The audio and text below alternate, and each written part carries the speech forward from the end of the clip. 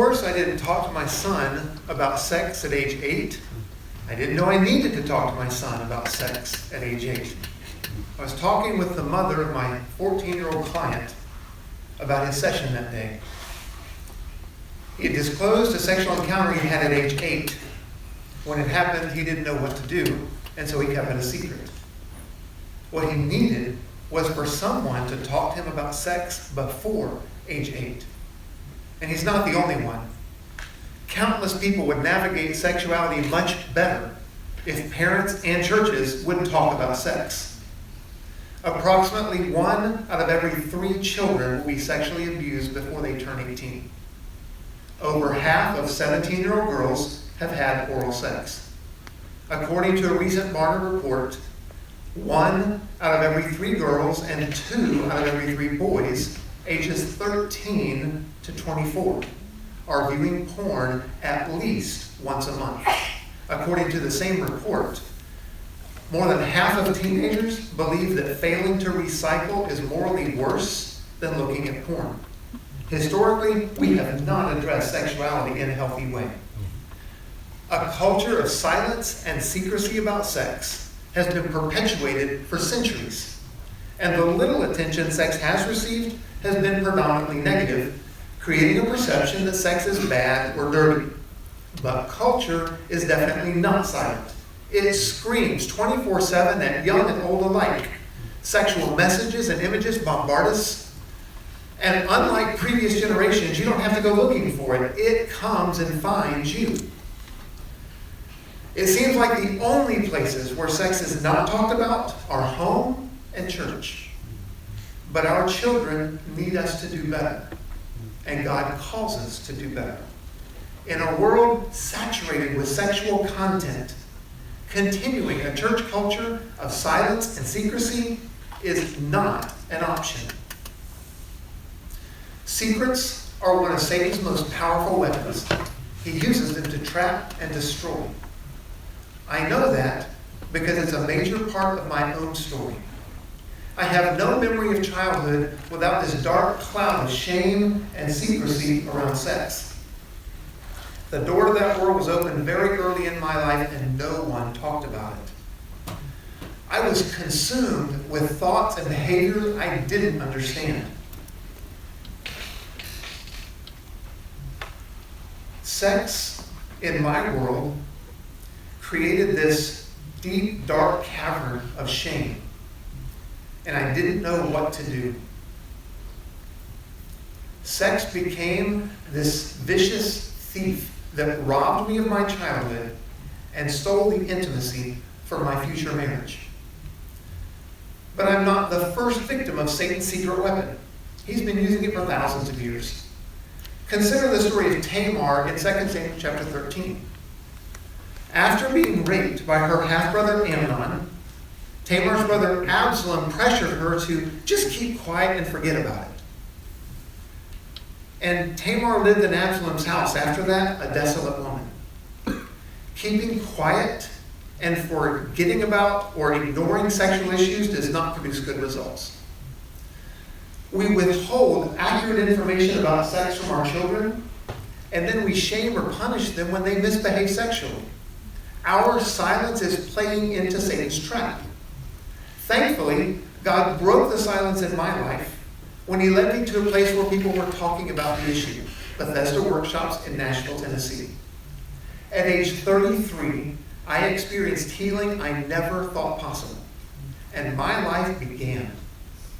2 years later, in my own recovery, I was going through a study of Rick Warren's book, The Purpose-Driven Life, and God revealed his purpose for me.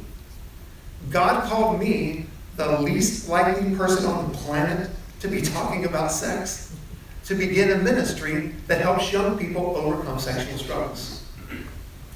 Like he has throughout history, God took a mess and turned it into a powerful message for good. For the past 13 years, God has been working through that ministry, Ultimate Escape, to help young people and adults overcome sexual struggles and follow his plan for sexuality. One of our major goals is to help churches and families talk openly about sex. We've been able to do that in Canada and Brazil, in Uganda and Australia, and all across the United States. Sex is taboo in many cultures, and so finding a way to help people be comfortable about the topic was a challenge. I began early on using common objects to illustrate basic concepts about sex. You can learn a lot about sex from a fill in the blank. It became Ultimate Escape's trademark phrase. And it's been amazing to see how this simple approach puts people at ease regardless of language or culture. In 2013, Ultimate Escape presented a conference on sexuality and trauma to over 400 church leaders in central Uganda. Although most of the attendees were married couples, the group segregated itself by gender. It was obvious how uncomfortable that audience was as they sat waiting for the first session, A Fun Theology of Sex. I opened with our classic illustration, you can learn a lot about sex from a chocolate bunny. As soon as the translator finished that phrase, laughter broke out. Within minutes, the discomfort in the group was gone, and I noticed that men and women were sitting together in the next session. Sexual brokenness is a global problem, and regardless of age or nationality or economic status, people need accurate information about sex. The lack of information about sex is fertile ground for Satan to plant lies, and when lies take root, the shame that follows is toxic to the soul. I was talking with an 18-year-old female.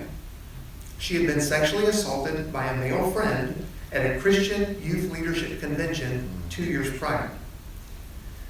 She didn't tell any adults, but she confided in a friend at school the following week. Her friend reacted in shock and said, "I can't believe you did that." As we talked, she described feeling like the entire thing was all her fault. It's common for victims of sexual abuse to internalize responsibility for the abuse. As we processed, well, I'm sure that the words of her friend echoing in her mind were like concrete, just reinforcing her belief. As we processed that event in our conversation, I asked her to help me understand exactly what her actions were. She sat quietly for almost a minute, replaying the scenario in her mind. I didn't do anything. He did it. I saw a smile break out on her face. The lie, it's all my fault, had produced this iceberg of shame, and the truth began melting it away. Secrecy silences our voice. But when we talk about hurtful sexual experiences, it can allow the truth to set us free from lies that feel true, allowing the heart to embrace or accept what is true. In my introduction, I mentioned the 14-year-old client who had had a sexual encounter at age 8. He had been to the home of a same-age friend to spend the night, and the two boys slept on the same couch. That night, they mutually engaged in sexual touch. My client described going home the next day, feeling like God had put him to a test and he had failed. He hated himself. He was really ticked off at God for doing that to him, and he didn't tell anybody. We worked together for almost a year, meeting weekly, dealing with the sexual train wreck that had occurred over those 6 years since that event. My client engaged in some extremely difficult work that many adult clients would have abandoned, and he made incredible progress. Behaviors that had been a daily struggle for years were no longer a part of his life. His psychiatrist removed him from all medication, and his mother described him as a completely different person. In one of our last weekly sessions, my client shared that he was still struggling with guilt. He wanted God to forgive his sexual sins and make that part of him like new, but something was holding him back from being able to ask God to do that. So we set up an exercise to explore the resistance. My client made several impressions in a lump of Play-Doh to represent his sexual behavior in recent years. Viewing pornography, sexual touch, and oral sex. He wanted to take that Play-Doh and bring it to God, who is represented in my office by a lamp that he picked out. But instead of walking to the lamp, I saw him take a step back. I'm curious what thought is running through your mind, I said. He replied, I don't deserve to be forgiven. That was the resistance. We unpacked that for a few minutes. It was as though this chain of guilt and shame had him anchored to a mountain of granite. What I did was so bad, I don't deserve to be forgiven. Theologically, he knew better, but it felt true at the core of his being. So eventually I asked him to select another object in the room to represent Satan. He picked out a space heater on the floor. I said, ultimately there are two voices in the universe, God and the enemy. Which voice would be saying, you don't deserve to be forgiven? His eyes landed on the heater. The enemy. And the other voice might be saying, I don't even know if he ever responded to my prompt, because I got distracted by what he was doing with his hands. Physically, he's standing in the middle of my office, and his eyes are focused on the lamp. But mentally, he is somewhere else. I noticed his hands rolling the Play-Doh back into a smooth ball.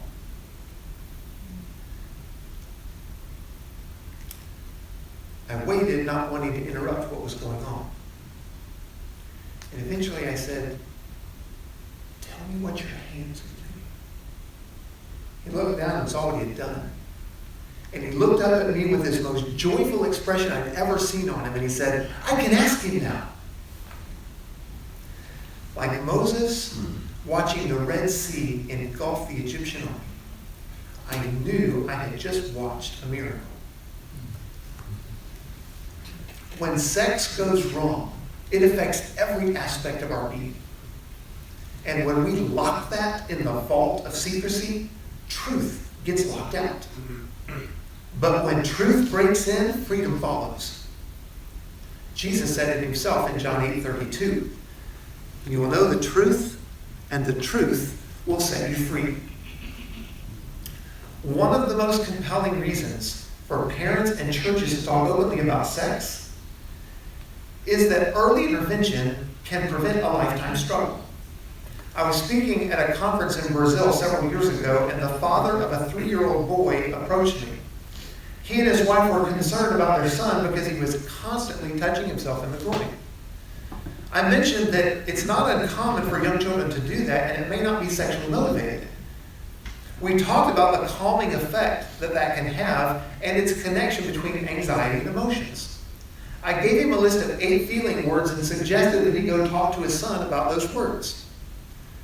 2 years later, I was back at that same conference, and that father found me to give me an update. He had chosen to have a conversation with the son about emotions, and they set up daily feelings check-ins together. Within a short time, the behavior had stopped. He went on to tell me that even now, if they go very many days without a check-in, his son will come to him and say, Dad, can we talk about our feelings? When we talk about sexual issues early and openly, in spite of the awkwardness, we set our children up for a future of healthy sexuality. Perhaps the most important reason for changing our church culture around sex is that people need it to change. Porn, sexting, sexual identity confusion, sexual abuse, affairs, hookups. Practically every family is dealing with these issues. And an inch below our superficial conversations is an ocean of desperation to talk about what we're really dealing with. I was in Hawaii a while back speaking at the Kona base for Youth with a Mission. I was getting my rental car, and the lady who was helping me noticed the Ultimate Escape logo that was on that shirt. And she asked, "What's Ultimate Escape?" I said, "It's a ministry that helps young people deal with sexual issues." She stopped typing, she looked up at me, and she said, "Oh, I wish there had been something like that when I was a little girl." And she went on to talk about being molested starting at age 5 and having to live in that situation with no one to help. Think about it. A stranger at a rental car counter. People are thirsting for permission to talk. We need to unbolt the door and give them a safe place to open up. Humor is a common defense against things that hit too close to home. So I frequently run across people who joke about Ultimate Escape. I was speaking at a retreat one time, and there was a staff member giving me a particularly difficult time about what I do. Finally, I said, "Well, what age did it start for you?" His tone changed immediately. He said, "Well, Steve, I was 5 years old, and that's all he could get out." He began sobbing and literally ran inside and up the stairs to his bunk. I followed him and listened for almost an hour while he talked about being forced into child porn starting at age 5. His story was one of the most traumatic I have ever heard. He was in his 60s, and he'd been an alcoholic since age 12. He lost multiple marriages and had practically no relationship with his children. He had never talked about his background, ever. What if someone at his church had talked about these things when he was 10? Imagine the difference. Secrets are powerful weapons, and secrets about sex destroy lives. Disarm the enemy. Talk to your children about sex. Teach your grandchildren. If you have a story, share it. Encourage your church leaders to talk openly about the topic. Be the generation that begins a legacy of healthy sexuality. Because continuing a church culture of silence and secrecy about sex is not an option.